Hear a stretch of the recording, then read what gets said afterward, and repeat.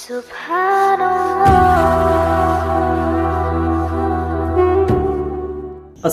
আলাইকুম ওয়া রাহমাতুল্লাহি ওয়া বারাকাতুহু।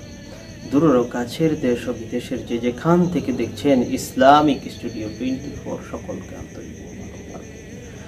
আজকের আলোচনার বিষয় হচ্ছে রোজা রাখলে কি লাভ। রোজাদারকে সমস্ত পাপ থেকে মুক্ত করে দেয়।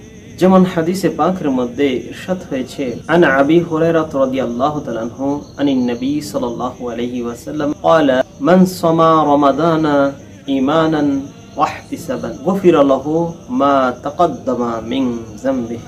হযরত আবু হুরায়রা রাদিয়াল্লাহু তাআলা থেকে বর্ণিত, তিনি বলেন, রাসূল পাক সাল্লাল্লাহু আলাইহি ওয়াসাল্লাম ইরশাদ করেছেন, যে ব্যক্তি ঈমান সহকারে আল্লাহ তাআলার সন্তুষ্টির লক্ষ্যে রোজা রাখে তার পূর্ববর্তী গুনাহ সমূহ মাফ করে দেওয়া হয়। বুখারী ও মুসলিম শরীফ সূত্র মিশকাত শরীফের 173 নম্বর পৃষ্ঠায় এই হাদিসে পাক উল্লেখ করা হয়েছে।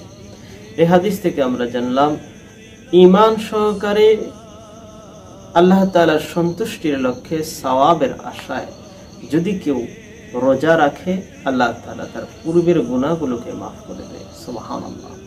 আল্লাহ তাআলা যেন আমাদের পরিপূর্ণ ঈমান সহকারে সওয়াবের আশায় রোজা রেখে আল্লাহ তাআলার পক্ষ থেকে পূর্বের গুনাহগুলো যেন আমরা মাফ করে নিতে পারি, সেই তৌফিক দান করুন। এছাড়াও অপর এক হাদিসে মধ্যে এসেছে, যে ব্যক্তি ঈমান সহকারে সওয়াবের আশায় রোজা রাখলো, সে যেন